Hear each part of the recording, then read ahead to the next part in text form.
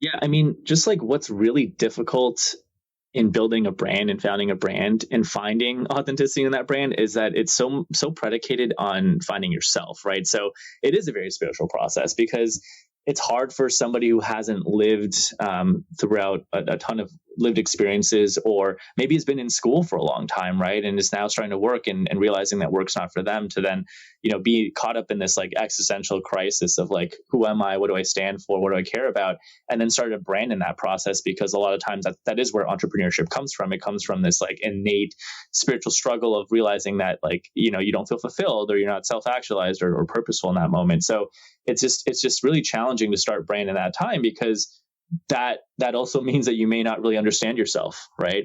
And so self-awareness, I think, really is something that comes over time, and it's different for everybody and everyone's journey. And it's really hard to build a brand without that, because at the end of the day, if you don't really fully understand yourself, I mean, how are you going to create a brand that you can commit to representing and expressing for, what could be a significant portion of your life?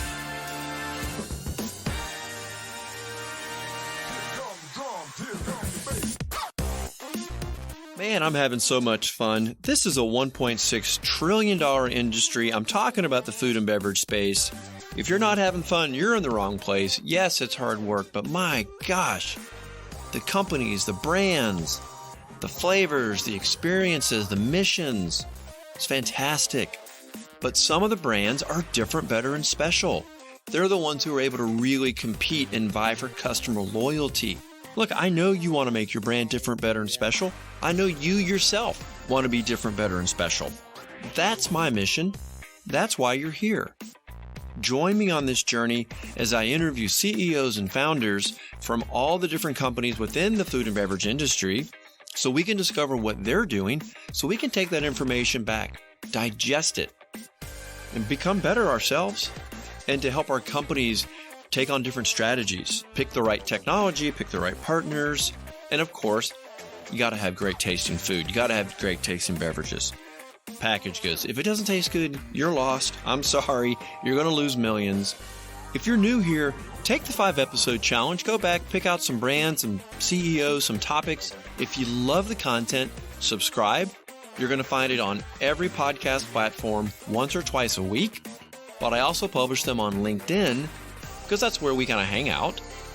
So when you see it on LinkedIn, stop by, make a comment, share it back into your food and beverage network. I would appreciate it. The brands would appreciate it. To all my loyal listeners, thank you so much. You guys are awesome. Thank you for being with me on this journey. Thanks for coming along on this mission for the past 2 years. If you are considering a strategic job change, message me. Let's have a confidential conversation. If your brand is growing and you need to attract experts, you also need to contact me, because I have created a different, better, and special recruiting system. I promise you, no other search firm in America is doing that. Who am I? I'm Tony Moore. I'm an expert food and beverage headhunter, semi-professional podcaster, and I'm here each and every week. Stay tuned for this week's episode. Welcome to Winning at Work, everybody. There is just so much going on in the food and beverage space. I have to say, I do notice there's a lot of buzz on LinkedIn for certain products and for certain people. And of course, it catches my eye. And there's one brand that really stood out to me. I just have to be honest, the packaging, the logo, it was just so crisp, so clear. It just invoked this kind of emotional response in me. And I wanted to look into this brand a little bit more. Then I remembered where I saw it. I had seen some excerpts from Shark Tank. I've since gone back and rewatched the entire episode, and I have since had the opportunity to talk with Kun Yang. He's the co-founder and CEO of Pricklee Cactus Water. Kun, I am so excited to have you on. Again, I just keep seeing this buzz about you guys out there, and what an exciting product and an exciting time from you, right? You're going from pharmacy to functional.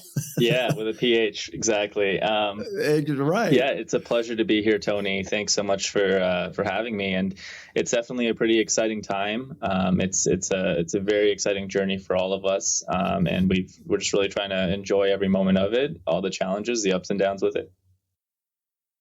Ups and downs, and you've got like a young family. You've just left the farmer world. It's just like you're just throwing everything in all at once. I love that. I love the American spirit. Well, so look, the first question I think that comes to me is, as we get into your origin story around the product, I just have to understand, what is it about the cactus? Why is this so important? There are so many different products out there that you could have, gone for. Why cactus? Yeah, no, absolutely. I think that's probably the first question we always get, and I'm sure we'll speak more about this later. But to us, the cactus is really the ultimate symbol of resilience. It's been around for over 9,000 years. It's nutritious, delicious. It's sustainable. It's a staple in numerous cultures. That's how we discovered it, and it's done all with grace. And so for us, our mission is to inspire people to be resilient like the cactus by creating these delicious moments of happiness. And it really started because my co-founder back in 2018, when we, were living up in Boston, came home with these delicious prickly pears. And Mohammed grew up in Lebanon. His grandma would used to juice it and serve it in all these different ways. And he would fight over every last sip or every last bite of prickly pear cactus with his siblings, big family. So when he saw it at our local Star Market, it just brought back this wave of nostalgia that really came and reminded him of all his amazing childhood memories. So when he brought it back to share with us, we were just amazed by this incredible looking fruit. It was this beautiful magenta color when you juiced it. It tasted amazing. Being from healthcare, we were really, really just fascinated with all the benefits of the ingredient. We were really impressed with the sustainability components of it. And really, when we kind of explored more and more about what this brand meant to us over time, and this sort of symbolization of resilience that really kind of spoke to us, because it really allowed us to connect ourselves to it, but also made us realize that this is how we could really support others and give value to society, kind of brought all that together. So yeah, ever since then, it's just been an incredible adventure of self-growth, of learning, of being able to contribute something that we felt was really, really something that was authentic to us. And it's just the journey is just beginning. We very much feel like we're at the starting line. What you just said there is just authentic, genuine, that you connect with the product, you connect with the brand. And I think that's a huge mistake for people who go out and just try to find a white space and develop something, and they have no ties to it. I'm sure you can do it, but the way you guys are approaching it is very different in that it actually has true, authentic, meaning and connectivity to you. So in a lot of ways, you're just a fan as well. You're a consumer, and you're literally making something that you also love. And I think what's unique about the cactus, as you say, it's resilient. And it does evoke a lot of values and just, strength. You're right. You've really hit on something there. Now, for everyone if you've not seen the Shark Tank episode, I'm going to tag it here in the show notes so you can go down and pull this up and watch it before YouTube takes it down, because sometimes they'll take these things down. I want to hear just a little bit about your Shark Tank experience and how life has changed for you since getting that deal with Barbara, which I loved. I loved how she swooped in there at the end and knocked Mr. Wonderful out. But tell us just about that whole experience. Yeah, absolutely. It's still pretty surreal kind of thinking back on it. But it was a very, very long journey. I have a 15-month-old, and this journey has been the journey of being reached out to and then airing was the equivalent of time. So it was just kind of a very, very long journey. Wait, they reached out to you? They reached out to us to apply after they saw an ad, a Facebook ad right when we launched in February of 2021. It was like the first week. we got this email. That's different. Most people are pushing to them. Interesting. It was just surreal because we were kind of like, is this real? We had no idea. We just thought it was a scam. It was just an email. We just, we responded anyways. And then right, a phishing scam. Right. Put in your credit card information and we'll get you over to Barbara. Yeah. And then we knew it was real as soon as we got a 100-page document that was like, you have to apply and tell us everything about, your life and stuff. So at that point we were, we were pretty excited about it. And it was just a really long process. It was a very long process, but it was a super professional process.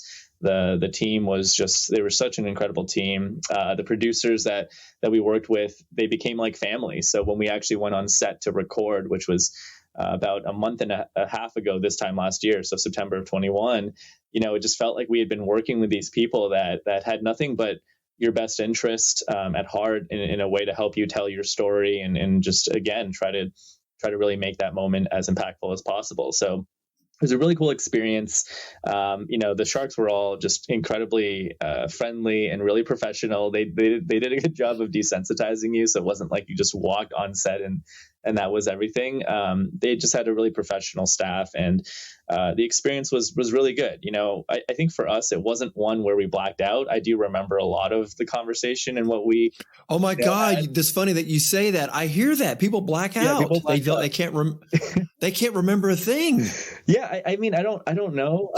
It was a long time. I mean, we were in there for almost an hour, and of course, the post production gets it down to about 8 to 10 minutes.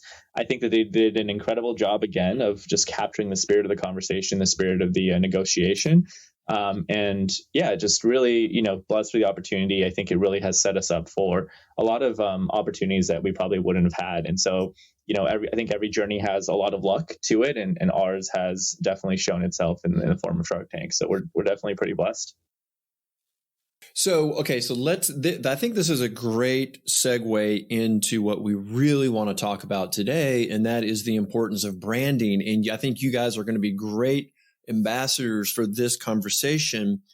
That conversation came up with the Sharks. Do you want to talk at all about that? Because I don't know how much that influenced what you went through this past year, because I know you've just completed it, and this is why we want to talk about the importance of branding today. Yeah, I mean, I think the Shark Tank experience was another data point. It was a very strong data point because, you're suddenly in a room with some of the titans of business, right? And so everything that they say is not taken with a grain of salt. It's quite the opposite. But, when we launched, in 2021, we already knew that we had to go on this journey of really finding authenticity in brand. And we can certainly talk about why that's important. But, when we had gotten to Shark Tank, we had already committed to doing that. So we had started that process beforehand. So I think really the information, the conversations we had on Shark Tank just really helped refine and maybe even reinforce some of these thoughts and experiences we had. And really challenged us again to really rethink everything and really just make sure that what we were producing really was true to us, and ultimately true to who we were, to our personal values, so that at the end of the day, we were expressing a brand and not, again, to your point, selling a product. And I think that those two things are extremely, extremely different because, authenticity and brand, at least in our opinion, truly maximizes profitability. So it all kind of came together at the same time. And we had just started that process like about a week or two before we ended up going on Shark Tank. And it ended up being over a year's worth of time. And even now, I think the last finishing pieces, our website launching in January, will really kind of finally cement the completion of this journey for us. Well, you just said that authenticity and brand maximizes profitability. Can you just explain what that means? Yeah, absolutely. So this is just our belief, right? It's that, we think that most successful founders and founding teams, time and again, the ones that unlock an authentic brand ideal really allow them to create brands that are consistent.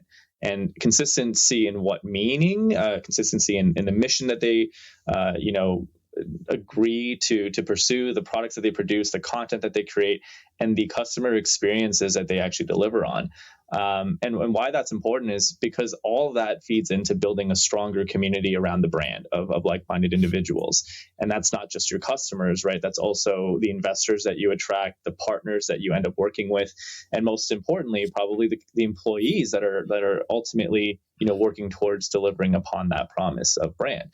And that, ultimately is just humans, and humans create momentum, right? Which in our opinion, again, all this momentum maximizes profitability because it not only just drives the top line revenue, which is, I think, what a lot of us have focused on in the last couple of years, but it actually improves the bottom line because we believe that the quality and the intention of work that the team is engaged on ultimately will be greater when they're bought in emotionally and spiritually to the brand and to the mission that we're trying to accomplish.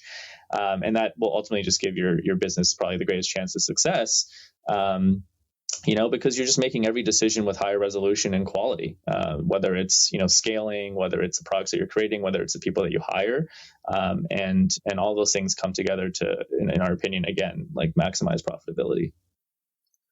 Yeah. As you were walking through that, it really dawned on me that customer acquisition costs obviously is high in any business, but when you have real brand advocates, people who are loyal, they also feel authentically part of that brand and what you're trying to do. They stay with you, and then they go out and they bring more people in. So not only does that drive your top line, but that really helps your bottom line because your acquisition costs for new consumers you would think be lower because of, the word of mouth spreading.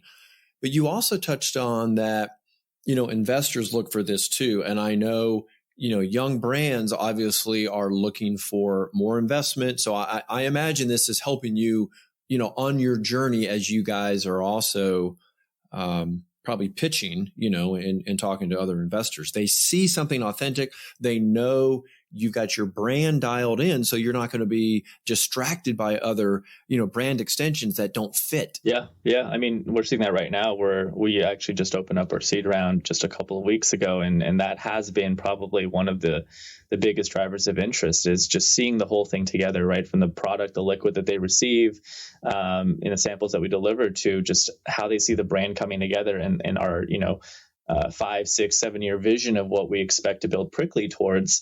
I think all of that clarity, all the work that we put in up front to get that part right has really come to set us up for a lot more success in these conversations than, if we had just come in with, our previous branding, our previous, ideation of what we were building that lacked the clarity, the focus, and the vision of really what Pricklee is all about. So that has absolutely been, I think, one of the key drivers of success for our current fundraising round.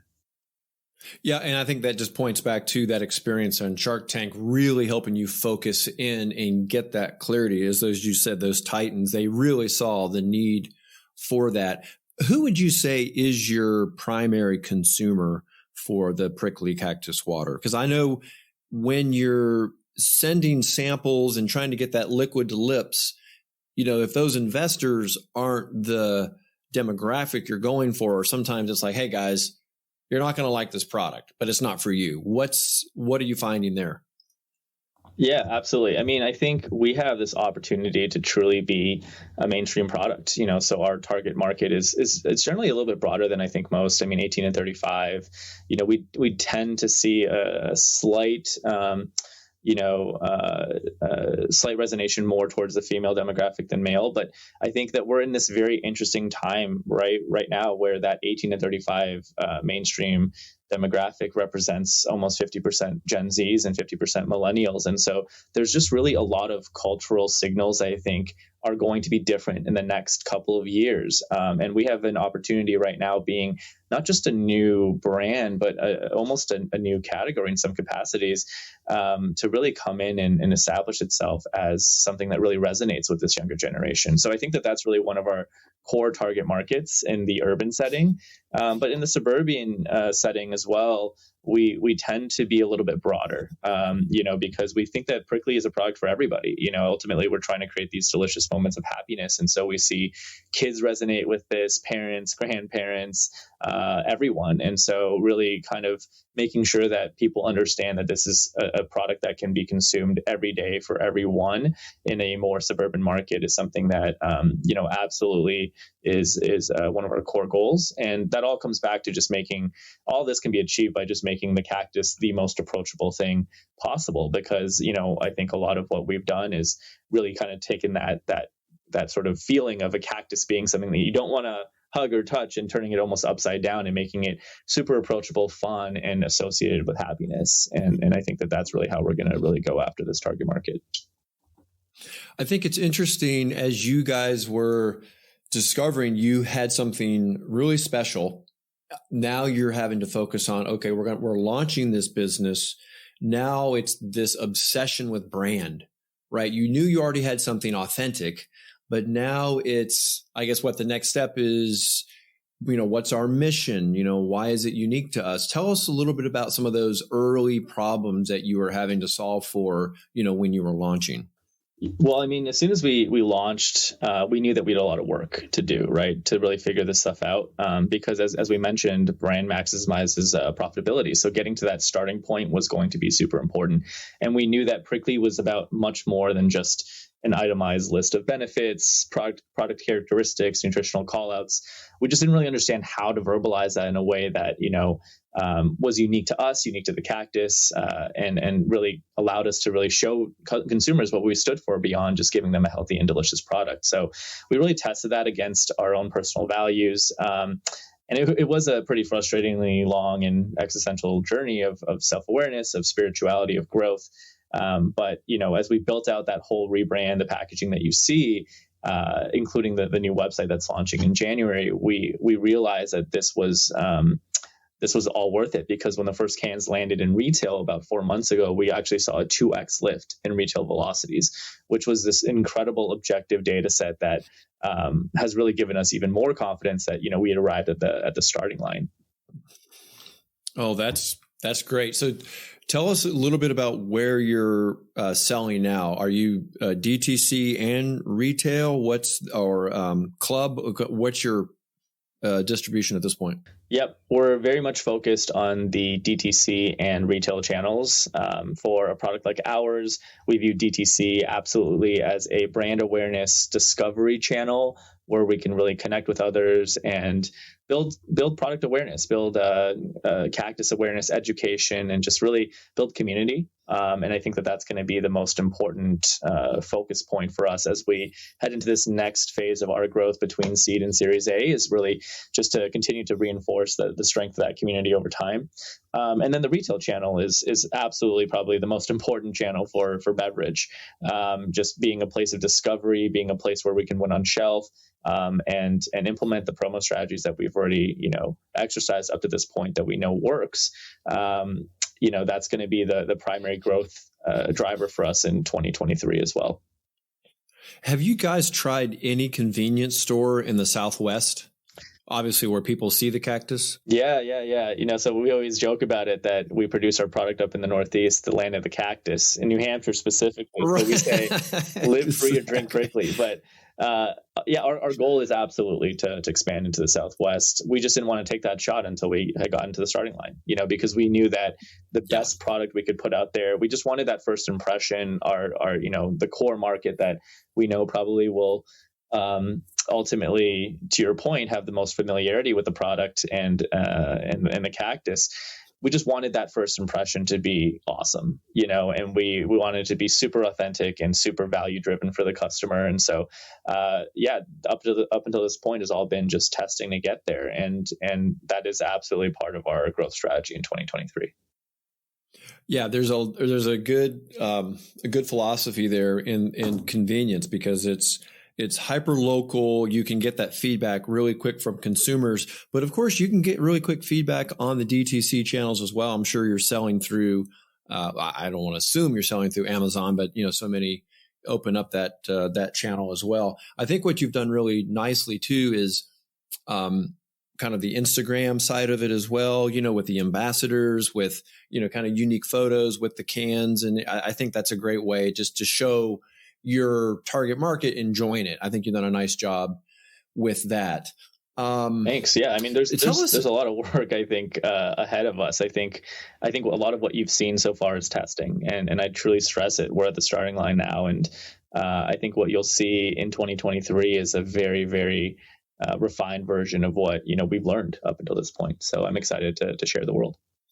So let's talk about the mission, because that was something that you really had to work to define. And I think that's really probably come out in a lot of your discovery, meetings with potential investors, because again, you have to filter all the direction you want to go through has to go through the mission. It has to go through the brand. It can't stray from that. So let's talk a little bit about, mission as it relates to branding. Yeah, absolutely. Right. And so as we mentioned, our mission is to inspire people to be resilient like the cactus by creating delicious moments of happiness. And so the cactus is ultimately this ultimate symbol of resilience because it just thrives with, majesticness and positivity in the most challenging climate in the world, the desert.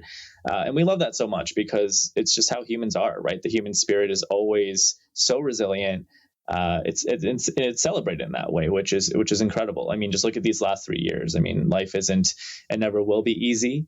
But when you ultimately realize that we're all just looking for the same things in life, whether that's happiness, acceptance, comfort, fulfillment, you begin to realize that we're all just way more similar than we are different, which is clearly not the narrative that is always painted in the media, right? And so, amen. Oh my gosh. Yeah. And, coming in this world, and just even on that point, being in CPG, what I love so much about it is because it just really is this intersection of people from all walks of life, right? Blue collar workers, white collar workers, everyone in between. And you're just realizing that, again, we're so much more similar than we are different. So as we brought our own values and experiences into the fold, we realized that for Pricklee, specifically what it meant to inspire people to be resilient like the cactus meant inspiring people to be happy. Because we live in a social climate now where sometimes it feels like, we don't have permission to be happy. Or that, happiness has over time been sort of boxed into this narrow, specific definition, an aesthetic or a vibe in the last couple of years, especially. And that sentiment actually has, what we've noticed, led to design and branding within the CPG space that often feels and looks the same. It feels very derivative, especially in the better for you product space. So at Pricklee, we believe better for you, it's table stakes, right? So the white space opportunity really, in our opinion, is to have fun with our brand and innovation pipeline so that anytime someone consumes one of our products or enters the Pricklee universe, they're not just consuming something that's good for them, but they're given this emotional permission to really fully enjoy it as well. And that's why we're trying our best to create these delicious moments of happiness. I love that, delicious moments of happiness. That is a great line. I think what resonates with me is that you guys have not gone over the top to promote sustainability and all these other good for you components. It's not like you're just slamming your can with benefit. You're taking a slightly different approach. Talk through that a little bit, because clearly the cactus is one of those unique, sustainable, kind of natural, long-term, what do they say?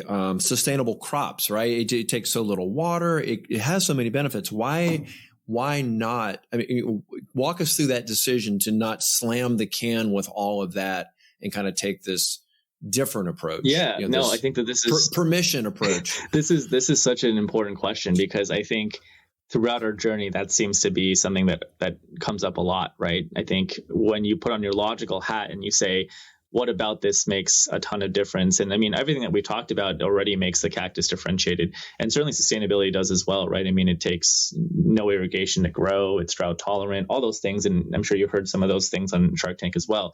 And it's not to say that we don't educate on that. I think there's a really big difference between leading with sustainability and educating with sustainability. There's nothing, in our opinion, at least, wrong with talking about all the different merits of your product and the hero ingredient and celebrating that, because that message does deserve to get out there, because it is something that I think can drive just a shift in consumer behavior that ultimately does lead to a better overall outcome for our climate, certainly.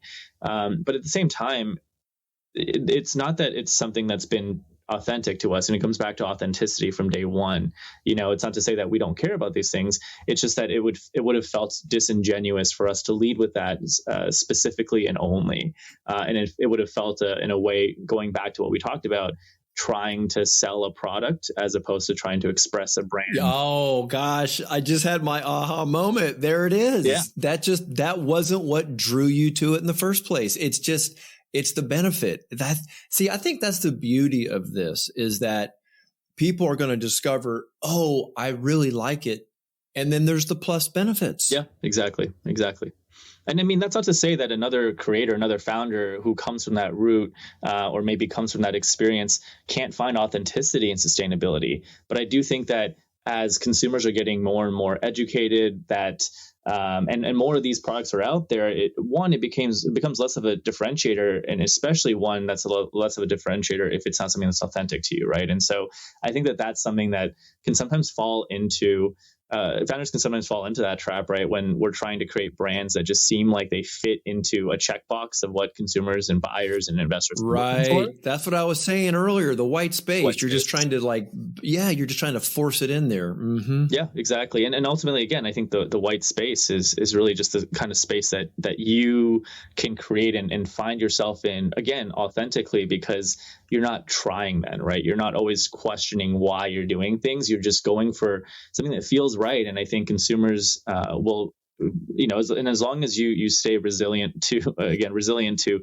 maintain that. No pun intended. There you go. And go down that path and minimize the chances of corruption in that, I do think that ultimately consumers will feel that same thing. And ultimately that's what brand is, right? It's that feeling that's evoked emotionally when they interact with your products and your brand as a whole, as opposed to just understanding that this is an ingredient that they're drinking or a product that they're drinking. And, I think most people aren't running around just kind of talking about all these benefits and all these characteristics and sharing that. It's not something it's not something that creates loyalty. It's not something that I think really resonates with humans on a human level.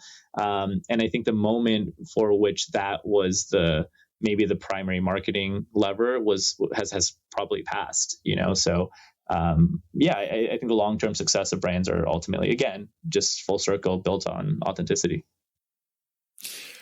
You've really shared a lot. Just listening to how you went through this process, I really think this has really given a lot of, I think, insight, because what you've really honed in on is the emotional attachment to the product, right? It's hard to be emotionally attached to, say, a sustainability initiative. Right. That's like it should be like the back of the can, something, a small mention, right? Versus, a delicious moment of happiness. I mean, that's what you're drawn to. Unless right? that is true to you. Right. And I think if it is, then all the power to you. And that should be the primary way in which you communicate and then build your brand and product. And certainly that version of Pricklee looks very different than this version of Pricklee. But to your point, I mean, if it's just something to, sort of capitalize on sort of trends and what people are looking for, I just think that ultimately that doesn't set anyone up for success, the brand or the consumers or the buyers in the long term. Yeah, right. It's not authentic. Well, the reason I kind of couched it in that way is because it's a beverage. People drink beverages because they like the way they taste, and it's a feeling, and you just want to bring that along with you. And I think that's where this fits in so nicely. So you've talked quite a bit about, what's happening in 2023. And what else can we expect from you guys? I guess, you keep saying you're at the starting line. So I guess we're going to see more distribution or, maybe a wider footprint. So what can we expect in 2023? Well, yeah, we say we're on the starting line, because it feels like every step that we're taking now is one of intention. We're walking towards the North Star, right? And that North Star is that we have the vision of really creating the greatest cactus company ever. And so 2023, I think, will tease that there will be some innovation in that space that will indicate that we are more than a beverage company. So more to come on that. Wait, no one's listening. Go ahead. What is it? No, that'll come soon enough. But soon enough. But I do think, yes, absolutely, distribution is going to be extremely a big focus of ours. I think that with the macro environment and where we're headed in the next couple of years, I think the two primary focuses for us from a business standpoint, now that we have branding kind of set up in place, is really just top line revenue growth as well as bottom line margin improvement, so we can create a sustainable business right in the long term. So distribution and expansion of our brand is going to be a big focus, but doing it in a way that does feel calculated and smart and again sustainable. And then our mission of creating the greatest cactus company ever will start to be revealed. So that's really exciting. I really think that we're going to make some noise in 2023. And I just keep thinking you've got some unique opportunities for swag. I think there's something about the cactus that I think you could probably come up with some pretty cool plushies and things. I don't know. Absolutely. We have a lot of stuff coming, a lot of exciting things coming, and there's a lot of challenges that we haven't solved for as well in that. So I still think 2023 will be a lot of growing pains for us too. But with that, I think every time we look back and just take a moment to be appreciative of how far we've come and just appreciate the good times and the journey, we're always just really grateful and also surprised at what we've been able to accomplish. And looking back on all this stuff, it's going to be quite an adventure when it's all said and done. Well, for people who want to experience the Pricklee cactus water, what's the best way for them to do that? Website or particular grocery store? If they're a retail, if they're up in the Northeast, what's the best way? Yeah, easiest way, go to pricklee.com or get us off of Amazon. There you go. Nice and easy. Was there anything, Kun, that you kind of wanted to get out there that I just didn't get around to? I think you captured everything. I would just say from a founder perspective, it's a really challenging journey for everyone, and I think that at the end of the day, mental health is an extremely important piece of our journey that we should all share more about and support one another through. We do a lot of work with mental health organizations at Pricklee in our journey of inspiring resilience as well. So we notice that it's a growing challenge for everyone. And so especially with the journey as difficult as entrepreneurship, it's just a reminder, just take time out of your day to be mindful, to spend time with loved ones, to appreciate the journey and try to bring them along with you. Because at the end of the day, the way that we look at it is, a success where you're standing on a stage and folks are kind of patting you on the back. I mean, that's a pretty lonely journey to end up on. You want to be in the crowd with everyone that's been with you on that journey and celebrate together. So just make sure that you're enjoying that journey as you're building it and not just looking forward to the end. Well said, Kun. I hope everyone goes out and gives this a try and check the show notes. I'll have a link to the Shark Tank. You did well. You and Mo stood up pretty well to Mr. Wonderful. He came at you with a pretty prickly deal, and I think you were wise to switch it up there and go with that line of credit idea. So kudos for that quick thinking on your part under the bright lights. Thanks so much, Tony. It's been an absolute pleasure. Thanks so much for having us on the podcast. Thanks so much.